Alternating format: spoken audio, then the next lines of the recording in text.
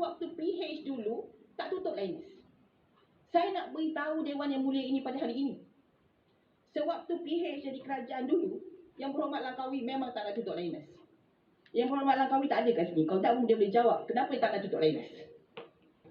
Ya, saya ketika itu tidak ada dalam mesyuarat kabinet. Saya Timbalan Menteri. Saya tetap menyatakan di luar dia. Saya tak boleh nak bahas. Tapi memang tak mau tutup Linus. Dan rakyat marah. Mungkin juga Langkawi tidak bersama-sama dengan kami, dengan saya, dengan mereka-mereka yang sama-sama memperjuangkan. Kenapa kita tidak boleh ada Linus di Kuantan? Tetapi saya nak bagi tahu, Yang Berhormat Bakri, sewaktu beliau menjadi menteri, telah cuba sedaya upaya untuk buat sesuatu untuk menyelamatkan keadaan. Di mana telah keluar arahan bagaimana Linus perlu buat proses awal di Australia. The cracking and leaching, the first part of the process dengan izin Tuan Ketua. Dan itu telah pun dipersetujui oleh Linus dan sekarang kilang tersebut sedang dibuat di Australia. Maksudnya, sisa radioaktif itu akan dijana di Australia selepas siap kilang tersebut. The first part of the process. Tapi kita masih ada 1 juta metrik tan. Ya, 1 juta metrik tan sisa radioaktif itu yang berada di Gebeng. Di sebelah kilang. Yang tapak yang lain tu semua tak boleh pakai. Ditolak oleh EIA. Bukit Ketam ditolak. Dan tak jumpa lagi tapak lain. Jadi seolah-olah nak buat macam mana? Benda ni dah ada kat sini. Jadi maka semua tutup mata dan kata, okey bolehlah. Tutup mata lah, nak buat macam mana? Takkanlah rakyat, anak, cucu kita, generasi masa depan terpaksa terima kesilapan yang lampau. Takkanlah kita boleh jawab kepada anak cucu kita bagaimana kita nak uruskan sisa radioaktif ini. Tuan Yang Ketua, ini yang saya tak faham. Kenapa kita sanggup langgar undang-undang? Kenapa kita sanggup tutup mata dan jawab soalan dengan cara yang main-main? Timbalan Menteri kasar pada 1 hari bulan 12 2021 sewaktu menjawab penggulungan bahas saya, kata dia tak boleh jawab banyak perkara. Saya kata proses tu Plan Malaysia dulu ke lulus dulu. Dia kata tak boleh jawab. Dia kata nak bagi jawapan bertulis. Sampai sekarang tak sampai jawapan bertulis. Lepas tu saya tanya pula, kenapa di Australia sisa buangan Linus itu dikategorikan sebagai low level waste, radioactive waste, tapi di Malaysia kita kategorikan sebagai very low level waste? Dia pun tak boleh jawab. Tapi dia luluskan EIA. Ini yang tak faham ni. Jadi menteri, jadi timbalan menteri, tak boleh jawab dalam dewan, kata jawapan tulis. Lepas tu tak bagi jawapan tulis, tapi luluskan juga. Ini apa punya kerja ni? Jadi ini yang saya dah lebih 10 tahun tu yang tua. Saya bercakap benda yang sama. Menteri dulu, tuaran dulu, dia menteri di sebelah sana. Hari ni saya tanya dia balik, kenapa dulu macam ni? Dia kata dia pun tak boleh jawab, tapi dia tahu Linus ini sensitif. Tak boleh ditegur. Hebat sangat ya. Tapi kita kena fikir bahawa rakyat akan menjadi mangsa. Anak kita, cucu kita akan menjadi mangsa. Najis Linus di Malaysia suci. Tapi najis Linus di Australia kena hantar balik ke Lombong. Sedangkan bahan asasnya sama. Bahan asas Linus yang diproses di Malaysia berasal daripada Australia. Tapi kalau ianya sisanya kena hantar balik Lombong. Tapi kita tak. Kita benarkan ianya ditanam di tapak yang tidak sesuai. Gebeng Industrial Estate itu digezet sebagai tapak industri kimia. Kenapa kita nak jadikan dia tempat pelupusan kekal sisa radioaktif? Dan bukan itu saja. Kita tak kisah tentang undang-undang. Tipu dalam Dewan Rakyat. Menteri jawab pun salah. Macam tak tahu kerja masing-masing. Apa guna rakyat bayar gaji? Saya marah. Ya Tuan Ketua, saya marah.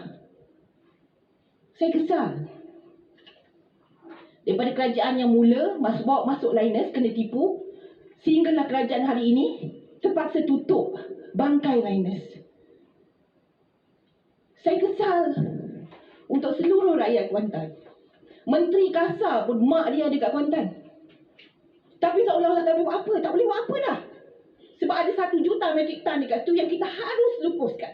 Tak ada tempat yang sesuai. Memang tak ada tempat yang sesuai. Dah 10 tahun dia dah cakap. Memang tak ada tempat yang sesuai. Sepatutnya ianya dihantar pulang ke Australia daripada awal. Tapi tuan ditua tahu tak apa dalam perjanjian?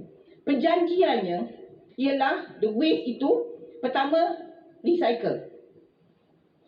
Failing which PDF. Failing which baru hantar balik Australia. Itu perjanjiannya. Ini kerajaan dulu yang buat perjanjian macam ni. Failing which baru nak hantar balik. Kita tak sampai lagi ke tahap itu. Masa kerajaan PH Bakri hentikan recycling.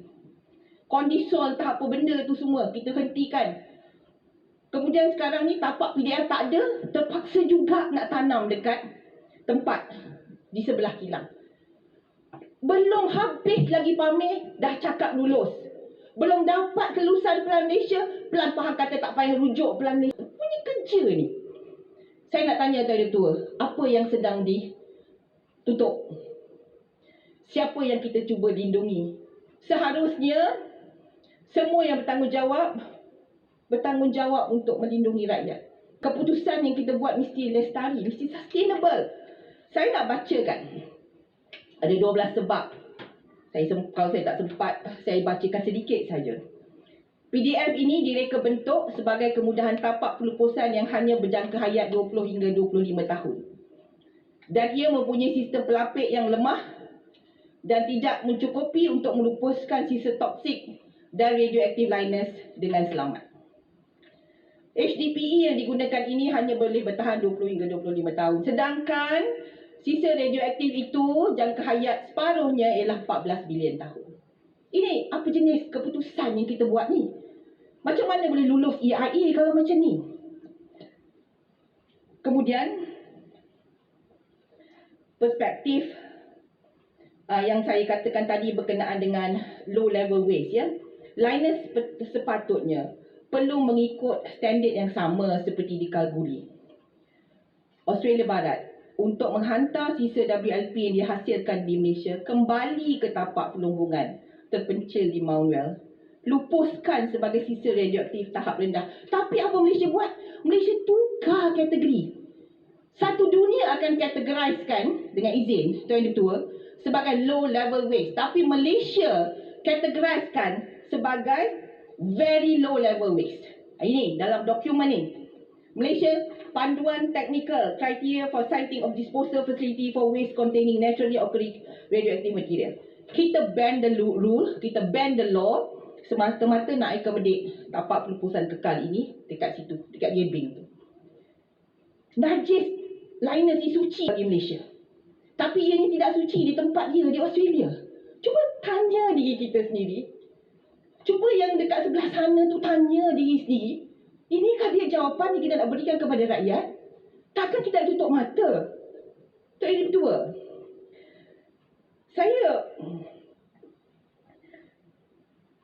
kalau PDF ini di Gebeng ini dibenarkan, ia akan menjadi salah satu tapak sisa radioaktif atas tanah near surface yang terbesar di dunia, yang diluluskan dan terbesar di dunia. Tak ada negara yang gila macam Malaysia. Tambah pula tanah itu tanah gambut dekat, dan sungai-sungai balok di situ pun ada kajian-kajian. Tak sempat yang nak bacakan semua. Semua dah contaminated dah. Tuan Ketua, kita nak benarkan lagi. Dan kalau Dewan Yang Mulia ini tidak boleh kita gunakan sebagai wadah platform untuk kita bahas kali ini. Kalau menteri-menteri pun mengelak daripada menjawab, tapi di belakang teruskan juga, luluskan juga. Apalah nasib rakyat Malaysia?